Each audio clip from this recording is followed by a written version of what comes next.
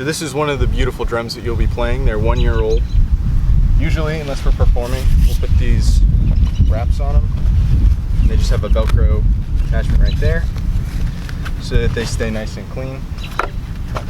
If you have just one stick bag, which we will have for most of the season, you're gonna put this strap on the first lug from the part that connects to your harness, which is always the most fun part.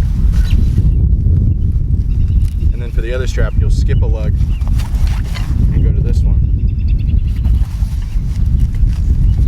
Put it under your sticks. That's how it happens. And when you come to rehearsal, you'll just put this on your dot. It'll usually be in between, I believe, the 10 and 15 yard line. And you'll line up, if you want to come around here, just line up the rim with your dot like that. For the snare line, when you're at attention, you'll have your feet together like this. Stand up tall so that your head is over your shoulders, which is over your center of mass, and the balls of your feet. The ball of your right foot should be on your dot. And then with your sticks, you'll just hold it like you would your regular left stick and right stick. You'll move these two fingers and slide this right in here. And then put the knuckle of your left pinky right on the rim. For another example, you can see Gage demonstrating the proper attention posture, which is the beginning set for almost everything we do when it comes to marching and playing. First things first, you can see how Gage has his balls of his feet right on his dot. He has very nice posture, with his upper body lined up nicely with the center of his mass. And last but not least, his hands are in set position, with his left pinky knuckle resting ever so slightly on the rim for extra support and sharpness. To begin with our first marching fundamental, we will be doing the forward march. This will be a normal 8 to 5 step size, which will mean that it will take 8 full steps to get from that 10 yard line he's standing to the 15 yard line in front of him. And he's going to be doing it nice and smooth, a glide step. And you'll see the toes coming up, and yeah, let's take a look. A nice 4 counts prep into 1, 2, 3, 4, 5, 6, 7, 8, and stop. This next step coming up is going to be our backwards march. It's another 8 to 5 glide step, but you are moving backwards, of course, so it's going to be a little tougher to see where you're going. You've got to have a little better step size, but it all comes with practice. You also want to really get up on your toes on this one.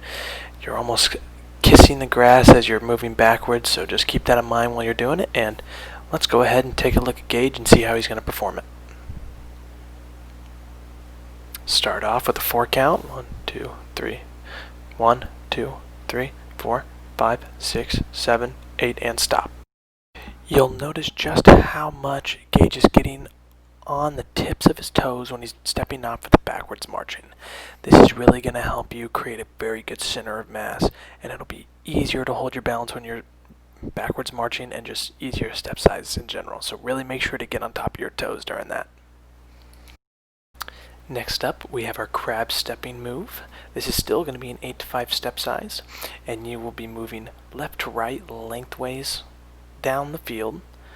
But the weird thing about this one is, even though you're moving lengthwise, you'll still be looking forward towards the sidelines.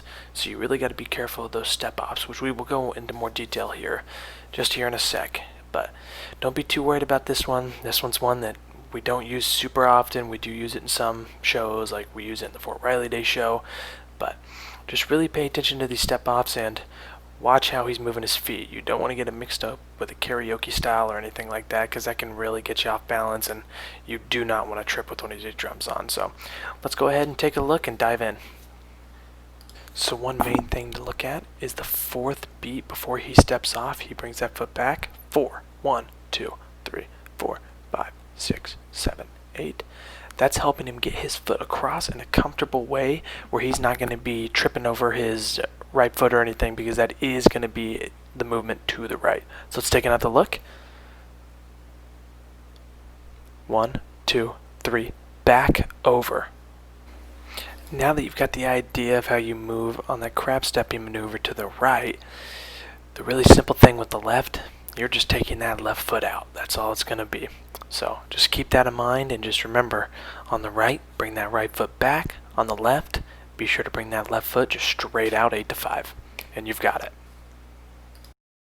Alright, on this next maneuver, the crab stepping box, it's still going to be an 8 to 5 step, but you only go 4 steps in each direction, which would take you right to the halfway point between the yard lines.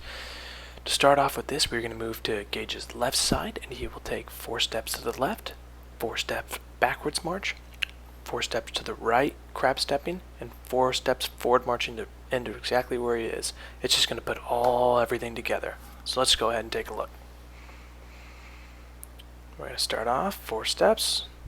Left, 2, 3, 4, back, 2, 3, 4, right, 2, 3, 4, forward, 2, 3, 4, right back on his dot. Let's look at that from a different angle. 1, 2, 3, 4, left, 2, 3, 4, back, 2, 3, 4, right, 2, 3, 4, forward, 2, 3, 4. Perfectly on the dot. Balls of the feet on the dot. Be sure to really see his step. Remember what we talked about? To the left, you're just taking that step straight out. Super simple. And then landing right back. Perfect square. Now here you'll see him bring that foot back on 4. Go backwards 4. Go left 4. And then forward 4. Land right back at that dot. Here's a better angle again of that step backwards. Back 1, 2, 3, 4. 1, 2, 3, 4.